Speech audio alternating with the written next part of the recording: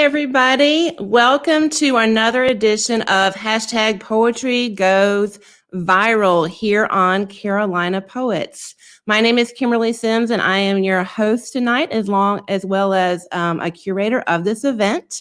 Myself and Derek Berry and Andrew K. Clark started this event back in March as a way to get authors back in front of their audiences at a time when people's book tours were being canceled due to the pandemic. And now we've been doing this for I can't believe it, over 6 months now. And it's really just been a great joy to bring and celebrate so many poets from the Carolinas, and those also just with some Carolina connections. Tonight we are broadcasting on our Facebook page, Carolina Poets, but we're also on our new YouTube channel. So if you're available to hop over there and subscribe, please do that. We're trying to get up to 100 subscribers so that we can get our custom URL.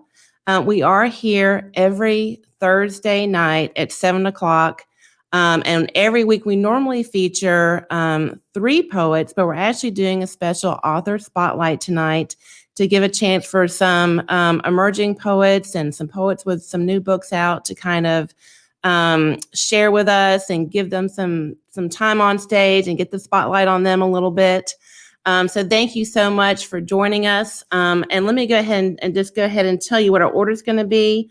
I'm actually super excited about this lineup tonight. We have got 4 really fabulous women that's going to be sharing poetry with you this evening. We have Roni Bopla, we have Jan Schilt, we have Mayanda Carter, and we have Diddy Raskind, aka Drastic Justice. So we have some traditional poets, we have some more spoken word poets. So you're definitely in for a treat tonight.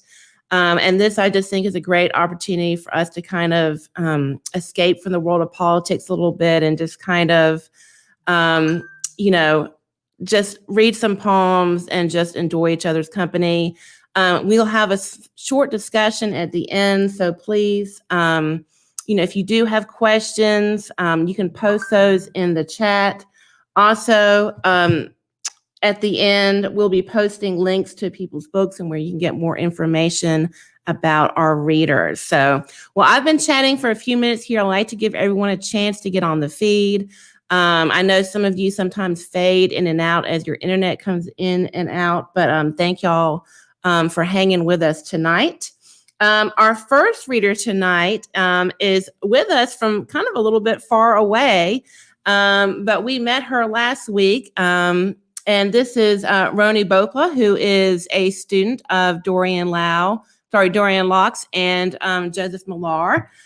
She is a British Indo-American poet and visual artist who is working on her MFA with Pacific University. And so we're very excited to have her with us tonight. Hi, Roni. How are you? Hi, I'm fine, Kimberly. Thank you for having me. And this is a wonderful opportunity to work collaboratively with some fantastic women. Yeah, so we're very excited to have you here, to hear your perspective. I'm actually a British American myself. Oh, lovely. Yeah, I'm a first generation American. Both my parents moved here in the 60s. And so I lived in London for a few years in my 20s as well. So it's always fun to have that and have that connection. Well, I'm going to hop off stage here for a second so we can hear what you've been up to over there at Pacific University, and then I'll pop back on here in a few minutes. So everybody, put your virtual hands together for Roni Bopla.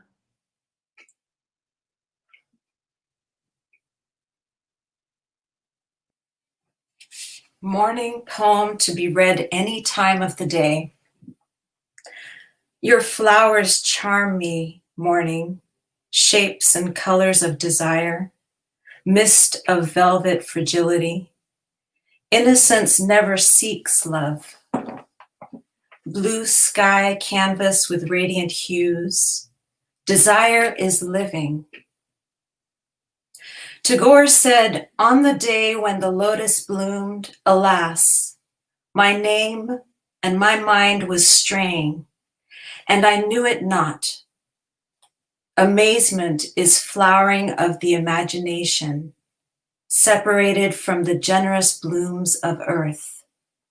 Let's be amazed in the rhapsody of flowers, gorgeous kisses on our eyes. Petals are the lips of plants kissing us every morning, reminding us we are loved. Innocent cheek kisses, those kisses blown in the air, just the pecks we forget to give, those blameless ones full of imprints of love, enjoyed, cherished, and satisfying.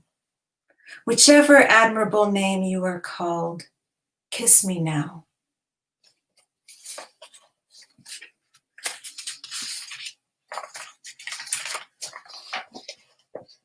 This next poem is called Slur, and I'd like to mention that Dorianne Locks and my workshop peers at Pacific helped me with this poem, and I'm really appreciative of their help, and I hope you enjoy it or kind of get the vibration of my team in this poem.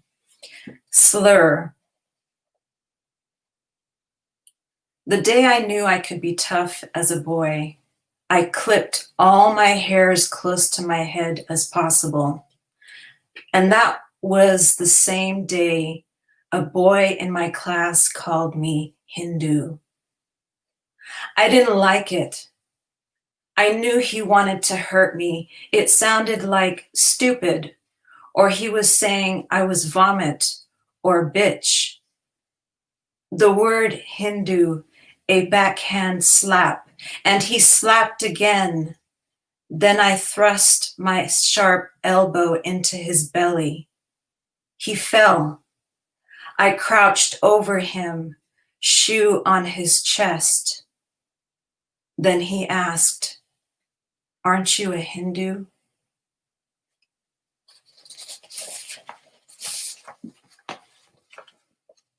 And this is my last poem. It's called Atonement, and it's an eco poem. Atonement. Whale of Conch, descent from Gulmukh. Ganga Maya, melted body of Vishnu. Your voluptuous rage, destruction halted by Shiva. Ganga Maya, daughter of Brahma, his locks holding you in spiraling majesty. Furor, abated, now a whisper. Ganga Maya, daughter of Brahma, resurrected in the bosom of Prithvi Mata. Your countless deaths, countless pronouncements. Forgive me for destroying you. Thank you. That was so great. I particularly love that line, the first poem, on the lips of plants. Oh, and then how that metaphor kind of extends through the poem. That was fabulous. Thank you. What a treat to hear you read. So are you working, I guess, on a manuscript while you're in your MFA program? I am. I'm finishing up my second semester. And then the last part of the MFA, I'll start gathering my work to see what emerges. And I'm hopeful that something will emerge. I'm pretty sure it will. Sounds like it. It sounds like things are emerging. So that's really exciting. Well, awesome. That was so great. Thank you so much for sharing with us tonight. And we will share because you're a visual artist as well. Yes, I am. So we will share your Facebook page so people can follow you on social media and learn more about you. Thank you so much. That was so great. And we'll come back and have a little talk at the end here. Wow, what a treat this is. And I'm super excited about tonight because we are featuring all women tonight. Sometimes the stars just align. It just worked out that way. But we're also, just featuring a lot of really diverse voices this evening. And so I'm really excited about all the different types of women that are represented here this evening, which I think is just really great. Our next reader is an emerging poet. She has a book out on Amazon. J.N. Schilt. She's a graduate student, a poet, and the author of the book Looking Beyond the Surface, which is available on Amazon. I think I may have messed her last name up just a smidge. Hi, Jamie. How are you? Kimberly, I'm doing good. Thank you for having me. Well, I cannot wait to hear your poems. And also, we'll share the link so that people can check out your book that's available on Amazon as well. So I'm excited to hear your poems, and I'm going to step backstage and let everybody hear the wonderful things you have to offer. Great, thank you. So my first poem is called Dead of Night, and I wrote this in the middle of the night. When I was having some anxiety issues. It's called Dead of Night. In the dead of night, darkness diminishes what little light, and in the darkness my eyes did gape at something stirring into a shape. My mind jolts from one thought to another. I fathom these eyes wide open was a blunder. Thus I shut my eyes with haste, hoping such unsettling images to go to waste. The sound of nothing is terribly loud, as if silence abandoned its role and has been disavowed.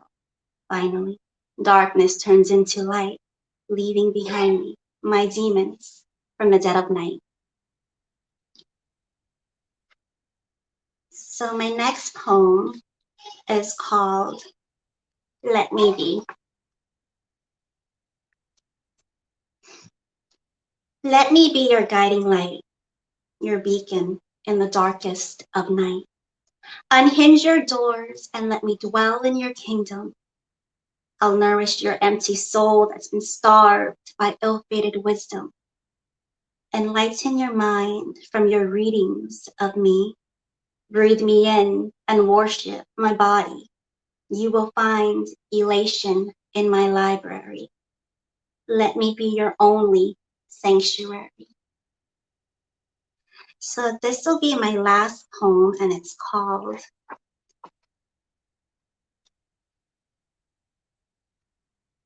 A Lifetime is Too Short for Love. Have you ever loved someone too much? So much that the emotional pool is too much to bear, too vast to contain, too potent to store. Like a tea kettle filled with boiling water, and the pressure is too much to hold. Much like the emotions behind my tears, like a ticking time bomb ready to explode. Oh, how these tears, they fall upon my cheeks when I think of him. Tears not for joy, nor is it for the lack of love in return, but because my love is overwhelming, too strong to confine in a single lifetime. Perhaps if humans lived longer, this kind of love wouldn't need to be condensed in a small measure. It feels like time is running out, like our clock is ticking and I don't have enough hours, days, weeks, or years with my love. My heart aches, all the while euphoria courses through my veins. I am floating on cloud 9 and I am afraid to fall from this high, afraid to lose him, or for him to lose me, to this earth, to the cycle of life, to death, to fate, which begs the question, have you ever loved someone too much? Thank you. That was great. Awesome. I love that line in that second poem too about the elation of the library. That was so powerful. Thank you so much. And I saw that you were, I think on one of the websites that you're a psychology major. Is that? Yes. So right now I'm currently doing my master's for psychology, and I am actually about to start on my master's thesis. So I'm at the very end. So I'm Wow. very excited for that. Do you feel like that influences your poetry at all, having that kind of psychology, background? Oh, definitely, because I noticed that when I do write, I tend to write about the mind, and sometimes Mm-hmm. creeps in there, like I'll write about little things like how I could help myself, or like in my book, I always talk about different coping mechanisms that I find myself doing. So, Do you think that's something you'll use like poetry therapy when you kind of get into your professional world, or is that just something you do for yourself? Or It's something that I do for myself, and poetry is definitely good therapy. I've started writing since I was in 7th grade, so mm-hmm. it's a good outlet. Awesome. Absolutely, absolutely, and that's a great time. You really need it when you're in middle school too. Yes, So yes, definitely. that is a great lifelong habit to get into, I think, finding an outlet through poetry. Well, that was just so great, and I will put a link to your book in the chat. And thank you so much, Jamie. I'm going to put you backstage, and we'll talk a little bit later. Awesome. Well, great. This has just been so much fun. Our next poet is actually a poet that I've got to see read in person, Mayanda Carter. She comes out sometimes to our events at Coffee and Ground, back when we used to have events at Coffee and Ground on Sundays. But this is, she's really quite an accomplished performer, poet, and public speaker. She's going to be talking a little bit about her book, A Prophet's Cry tonight, but she also has some children's books as well, and does a lot of work, a lot of really powerful work in the community with youth and through her church. And so Mayanda Carter is favored by God with many gifts and talents. She's a motivational speaker, playwright, and poet who lives in Greenville, South Carolina. Her first full-length collection of poetry is entitled A Prophet's Cry. So Mayanda, it's this a joy to bring you to the stage tonight. It is a blessing to be here, and so good to see you, Kim. Oh, it is good to see you. It's just I've been so sad without all my poetry family. You know, it's been I think March 13th was the last event that we had at Coffee and Ground. So it's just been like it's so bizarre not being able to do that like we normally do. Yeah.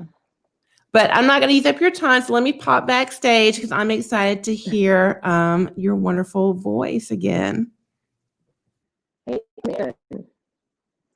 Hi. So I am going to read you a piece out of my book, A Prophet's Cry, Volume 1, Birthing Pains. And the title of this piece, it was inspired by Maya Angelou. And the name of it is Why the Caged Soul Screams. I know why the caged soul screams, because she's locked behind steel bars that steals dreams. She's in prison, lost in the system of an unrenewed mind, fighting a strenuous battle that continues to wear her down in time. She's chained. And she's learned how to carve her name and dates into steel plates that rest beneath her feet. For she has come to the conclusion that this place just may be home for me. I know why the caged soul screams, because she was never given her wings to fly above mediocrity in low-level places. Her residence now being located on Cage Boulevard in a caged community of other caged souls, finding herself screaming aloud, "Who knows what I'm going through?" Searching and seeking for a break between the bars that she may be able to squeeze through. But what is a caged soul to do with the words? The lock?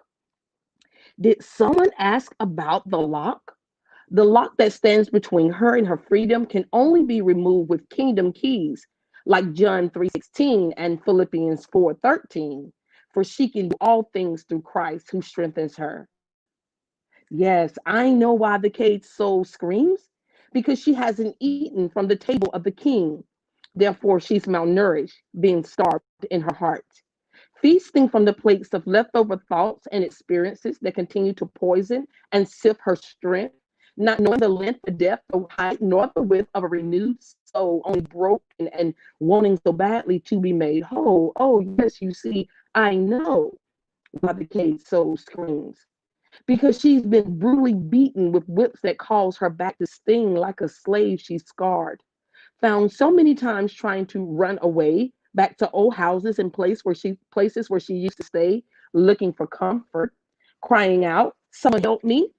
Someone release me from this prison of my mind and circumstances that have left me behind my God-given potential.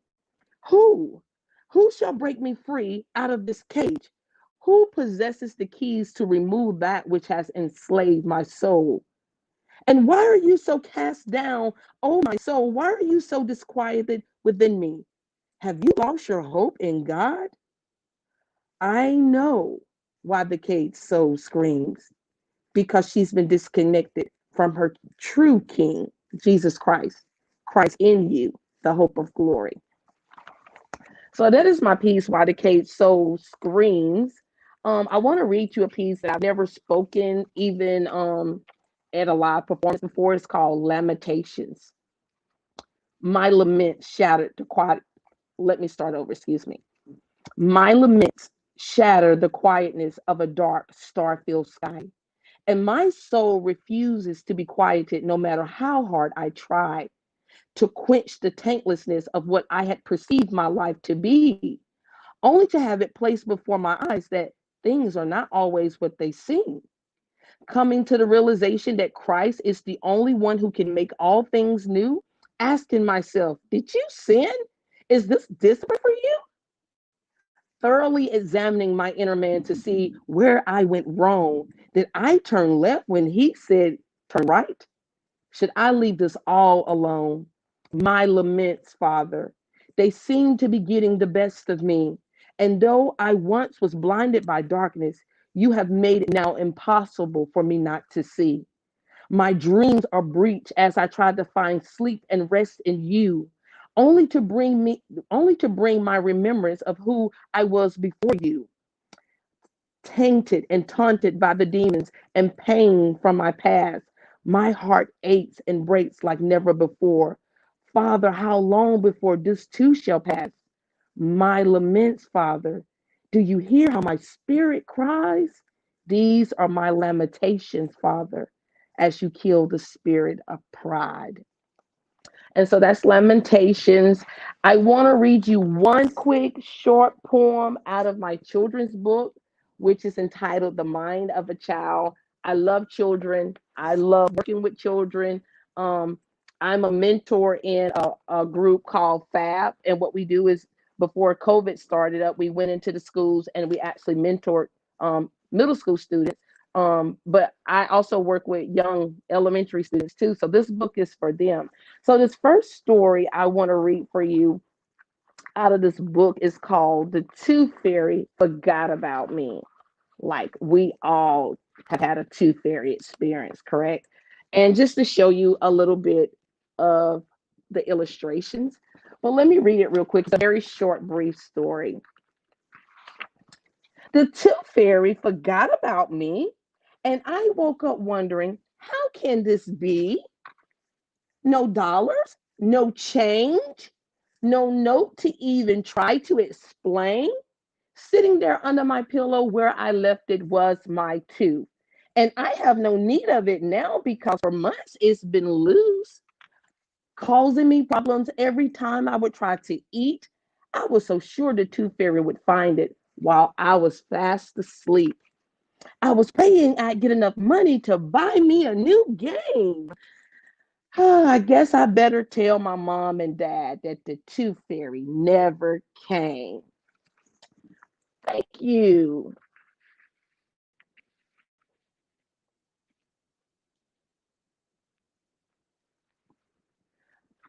I can't hear you, Kim. On mute. Sorry, I had to There you unmute go. myself. That was just fabulous. I love your poetry, but also, your work that you do with kids is just really fabulous as well. That I think I have heard that Tooth Fairy poem before, and it's just so delightful. What fun is that? Well, that was so great, and we've put a link to A Prophet's Cry in the margin here so that people can support you and get your book. And you're based out of Greenwood, is that correct? That's correct. Greenwood, South Carolina. Okay, I think I had said Greenville, and I was like, it's Greenwood, Yeah, Kimberly. I spend a lot of time in Greenville. I do some mentoring in Greenville as well. So you guys are my awesome. second family. I know. Yes. Well, and we're having a poetry slam on Saturday night, if you haven't heard yet. So if you're in town, definitely come and check it out. We're going to be at the Artistry Gallery, which is at 12 Andrews Street across from St. Francis. We are doing a live event, but it's socially distant. So we're only selling 25 tickets. And it's in a warehouse space with like a roll-up door. so we can let all that fresh air and have space heaters and all Wow. that good stuff. So we're excited. Yeah. Awesome. Well, cool. Well, I may bring you back here at the end. Thank you. That was so great. And it was just so great to see your face and hear your Thank voice. you. Awesome. Well, this has just been just such a treat for me tonight, particularly as a female poet. It really just makes my heart happy to hear all these wonderful female voices and so many different experiences and different backgrounds and different points of view, which I just think that it's just wonderful that we can celebrate so many different perspectives. I'm really excited to bring up our next poet, Diddy Raskind, aka Drastic Justice. I've also had the honor to hear her read back, I'm going to call it the old world, back in the old world when we had poetry events. And she's really a fabulous poet that's been writing poetry for 18 years and performing for 15. I had the honor of hearing her read at a regional poetry slam called Slam Madness, and I think also at the Southern Fried Poetry Slam. Drastic Justice describes her poetry as therapeutic, provocative, and educational. Her salacious wordplay and sexual liberation produces pieces that center the female orgasm and empower women to love their bodies. Drastic Justice is a multifaceted poet that hopes just one of her pieces will inspire someone to be the best version of themselves. So I'm going to go ahead and bring Diddy up here on stage. Hi, how are Hey, you? I'm good. How are you? Good. It is so good to see your face again. I think it's been a couple of years, or maybe not even that long. I think it was Slam Madness 2017 or 18. 18, I think. And then 18. I came back down to do an erotic slam in 2019, I think. Yeah. Yes, absolutely. Over there at the hookah place. Awesome. Well, great. Well, I'm so glad that you're here, and I'm going to kind of step back because we want to hear you. We've got plenty of me we've heard from. So everybody, please give it up for Drastic Justice. Hey, y'all. Thank you for joining us tonight. There's been so much amazing talent, and I'm honored to be on the list with these amazing women. I've got 3 poems for you tonight. I do want to give a content warning. There is, some stuff in here that might trigger you, so I invite you to step away. And if there's anything that you'd like to debrief afterwards, I invite you to hop into any inbox of mine that you can find. My first poem is entitled Self-Love. Love, a location I struggle to remember, like the embrace of my mom. It existed, I visited, but I lose it like the magic of Christmas because Santa isn't real. My heart lied like my childhood. Venn diagram my life, try to find middle ground, stay compartmentalized, safety and forgetting. I can taste that place, like my first kiss. His lips were warm, beckoning. I made a home there. Memory of consensual innocence. In a sense, I lost mine when I was 6. I can't catch a fix. It's been 24 years and I still can't find it. Burying memories, burning flashbacks to ash. I wish I could close my eyes at night and not see you. Let the clonidine lull me to sleep. Anxiety is a daydream compared to the nightmares of PTSD. Please don't be mad when you hear this. I'm trying to free my skeletons. I know I said I forgive you, but there's still a piece of me that hates you. You were a victim too. You did what you learned, and for that I will not fault you. It's past time that we heal. I kneel before you humbly, begging you to accompany me. Patron, Saint Nicholas, the protector of children. I don't have all the answers, but I think your inner child needs a hug. Mine hides in fields of dead flowers. I only feel her power at my saddest. She's lost in the madness. We need safety. Patrol monitor reinforced daily. Physical affection was my love language. Spoke it fluently.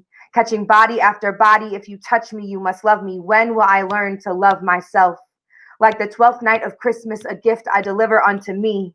Touch ground with bare feet, centered in the garden, call me Lilith, kindred with my highest self. Covered by ancestral prayer shawls, aura shrouded in gold, this magic is old but new to me. Love potion number 3, 1 part truth, 1 part therapy, 1 part poetry. Divine numbers, resurrecting my holy trinity, drawing a map back to love, guided by inner divinity. It's happy here, like my mom's house at Thanksgiving. Let the light embrace me, filled with peace and emotional rest, publicly declaring I'm learning to love myself, my favorite display of affection. It's poem number 1. This next poem is a little spicy. It's for grown folk. So, you know, that part. This is called Behave. He said he was trying to behave. I'm a caged-in freak. So I opened my mouth and stuck my tongue out to see where his member would meet me. He has picture windows. I'm an undercover hoe, got on my knees for everyone to see. He's not mine, but we're making a movie.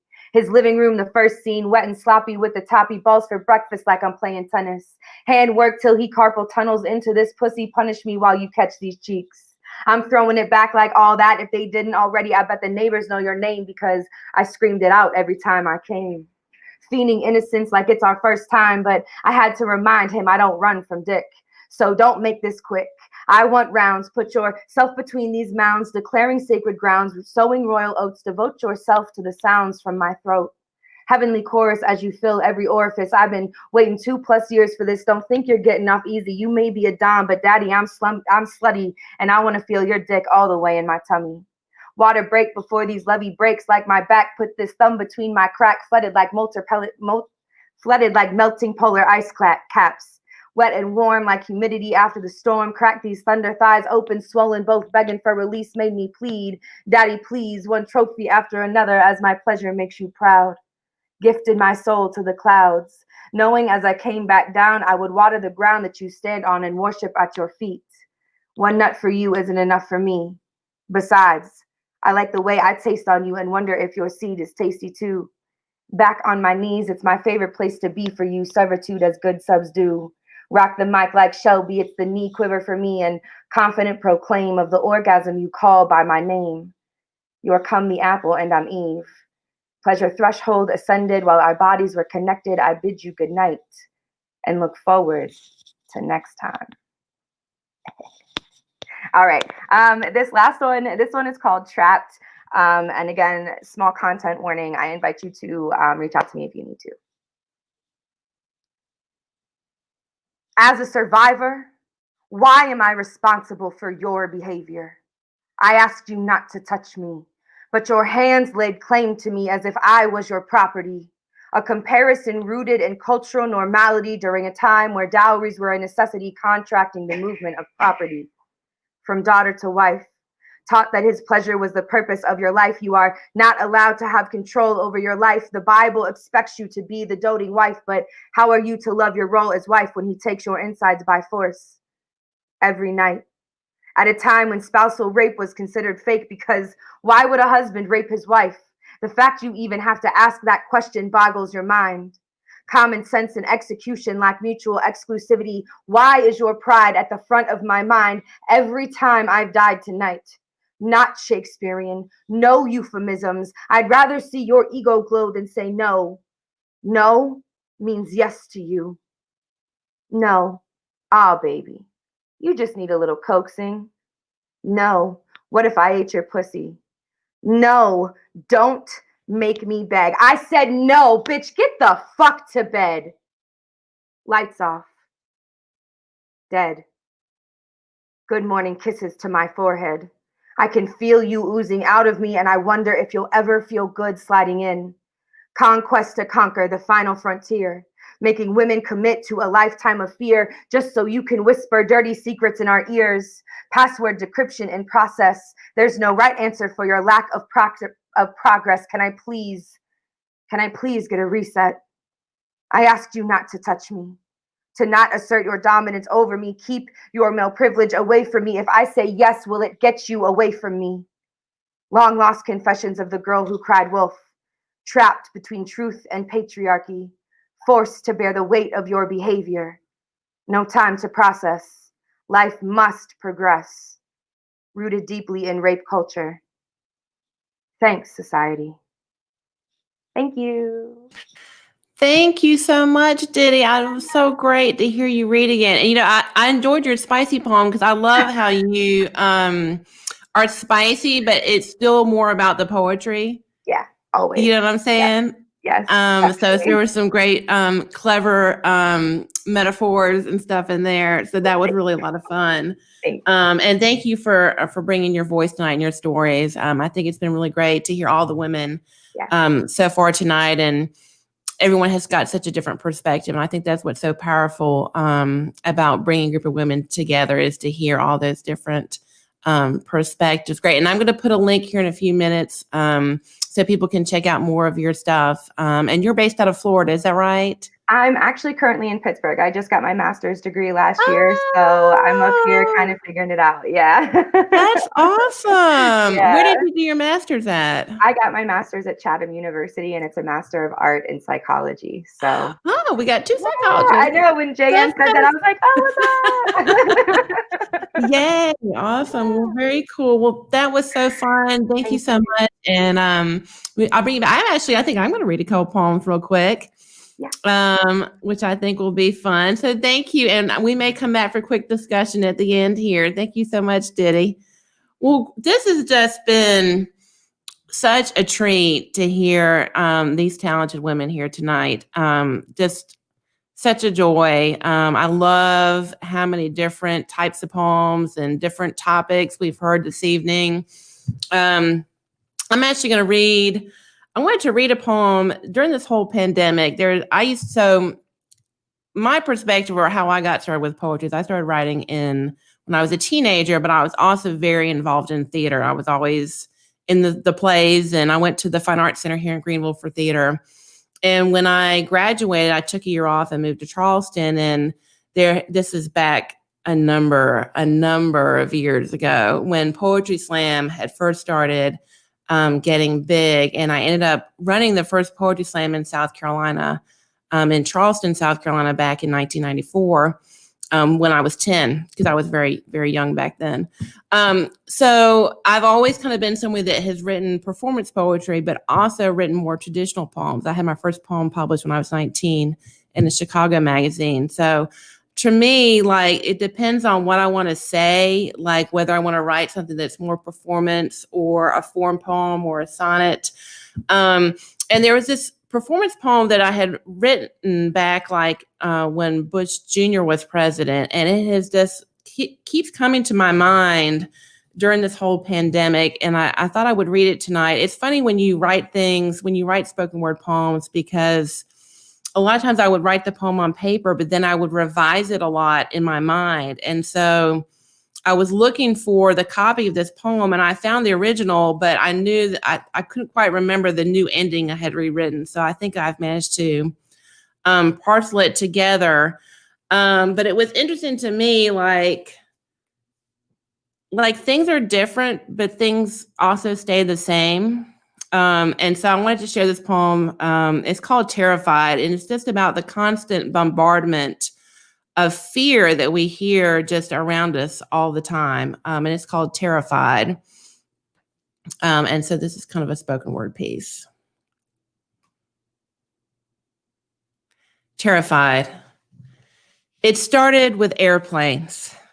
What with the failing airlines cutting flights and possibly corners, long lines, terrorism, the war, deep thrombosis, and the advent of exotic Asian diseases, flying was just too risky. But then there was the Amtrak disaster, the hijacked Greyhound, riots, armed militias, raging wildfires. It just seemed safer to stick closer to home. But then one night there was this piece on hard copy about wax-coated fruit, rat hair allowances, genetically modified stomach disasters. It was time to switch to organic food. I wondered what disaster was next, became obsessed with watching the news. It seemed that death was everywhere. What was all the human trafficking, drug cartels, biochemical weapons, inadequate warning systems, and vulnerable water supplies? So I began shopping online, telecommuting, cleansing my living surface with antibacterial bleach. I stockpiled plastic bags, fresh drinking water, and duct tape. I built a bomb shelter in my basement, bought a gas mask on eBay. Now that I didn't leave the house, it was much easier to keep abreast of current events that shape my world. I had 24 hours streaming, CNN, MSNBC, Fox Live, breaking news. But then Time Magazine ran that piece on microorganisms, how they thrive in shower heads and vaporize in the steam.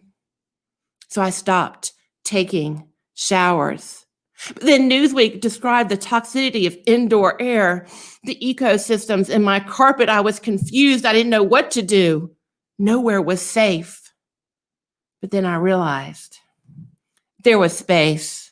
I crawled my way into my plastic-coated shuttle, launched myself to outer space, drifting in the silence of already extinguished stars, cozy in my high-tech bubble. I looked down at the blue-green marble earth.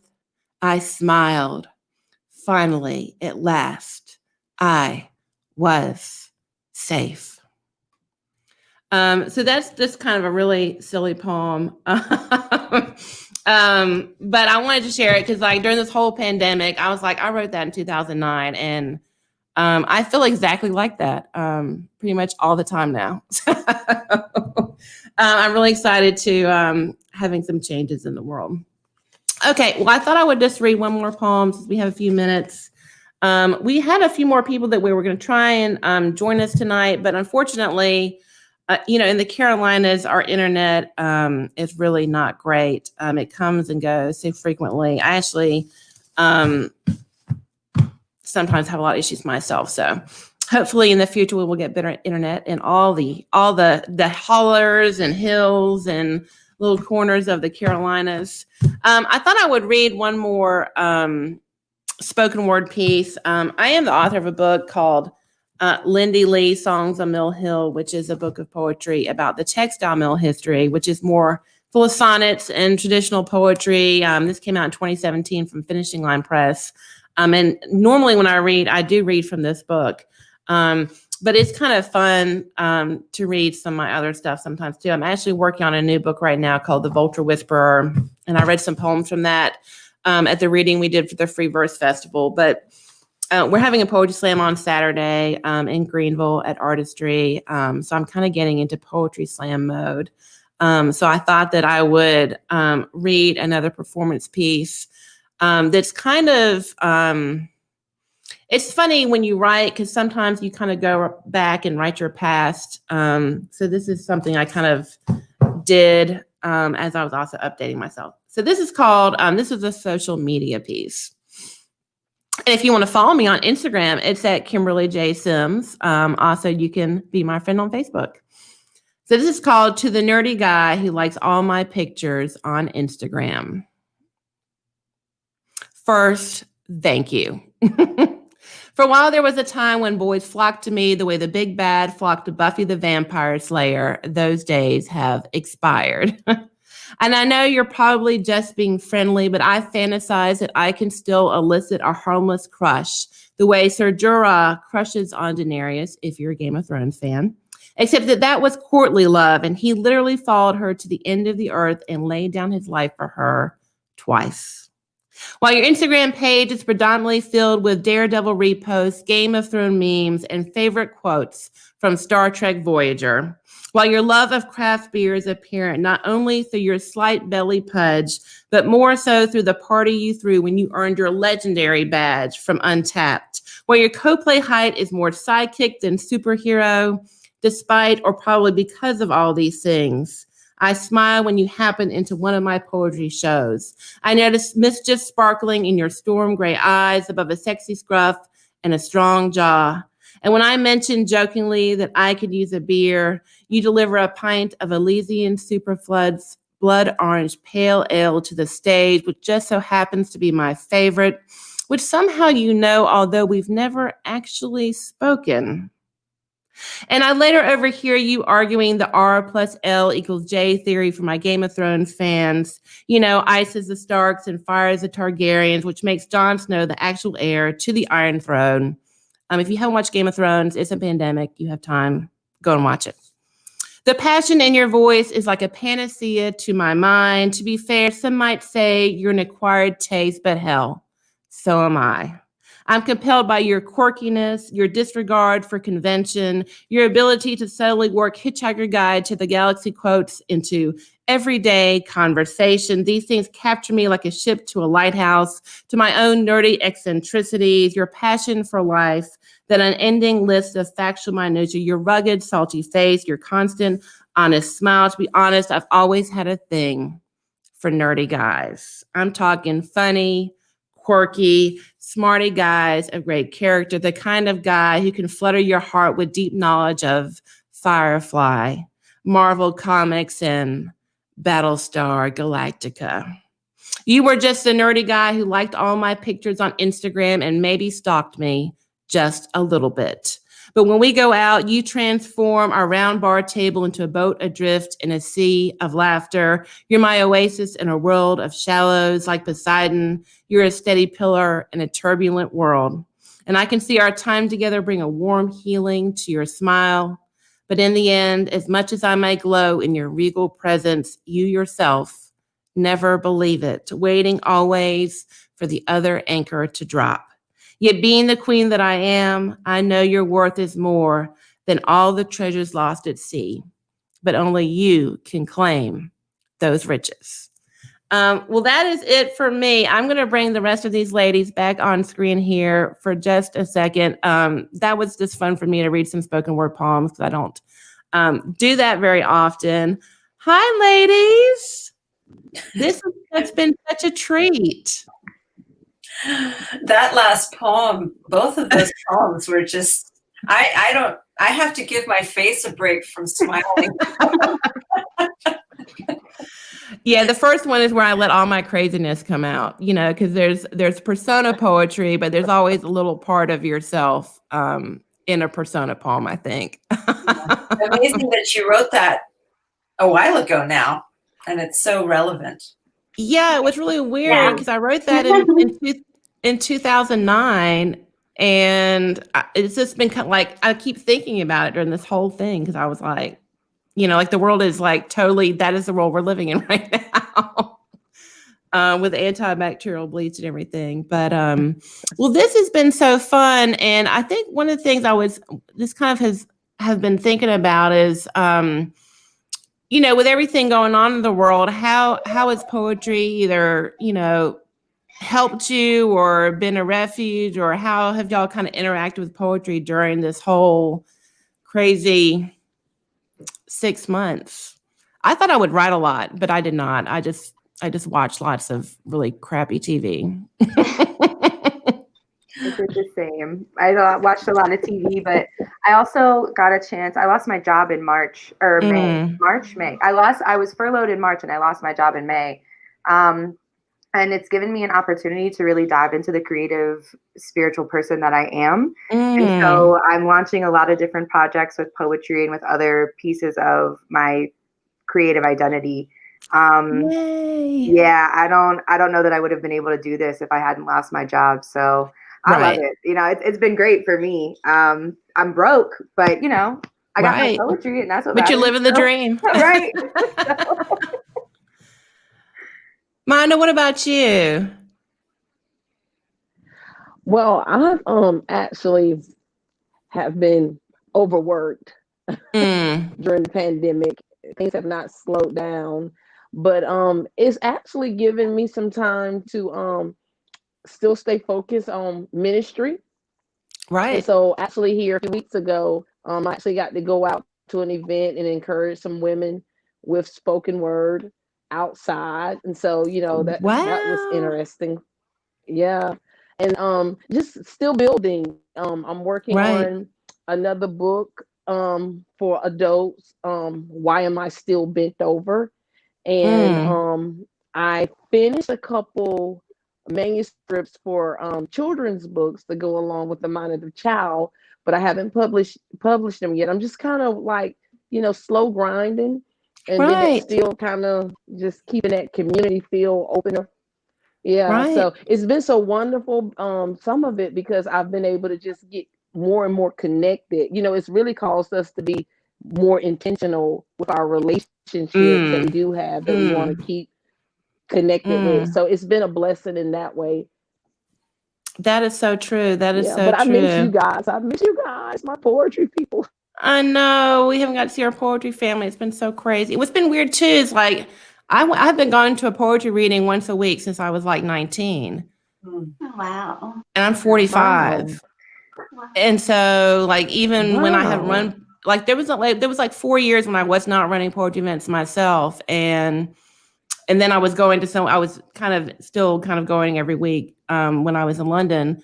So this has just been like in March, it was been so weird for me. But then of course, we started doing this. So apparently I have to run a poetry event every week or I go crazy. So this has been, it's been really great actually, because we've had so many people who have said, even when the pandemic stops, I hope that you will continue, because not everybody can go out physically to an event because they have kids or jobs or different things. So I think that we've built a lot of infrastructure and tried new things that we would not have otherwise tried because of the pandemic. So in that respect, I think it's been good. Roni, what about you? I had started the MFA prior to the pandemic, Mm.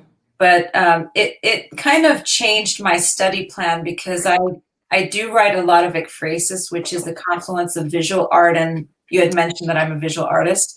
Yeah. So I can't go out to my museums. I can't go out to Free Museum Day. I can't, Right.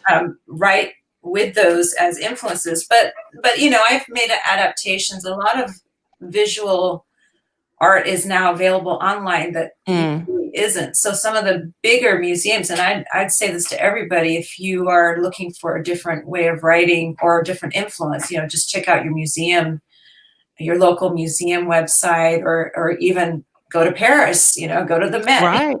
Right. And that National Gallery in Washington has a very large online collection for educators too. Yes.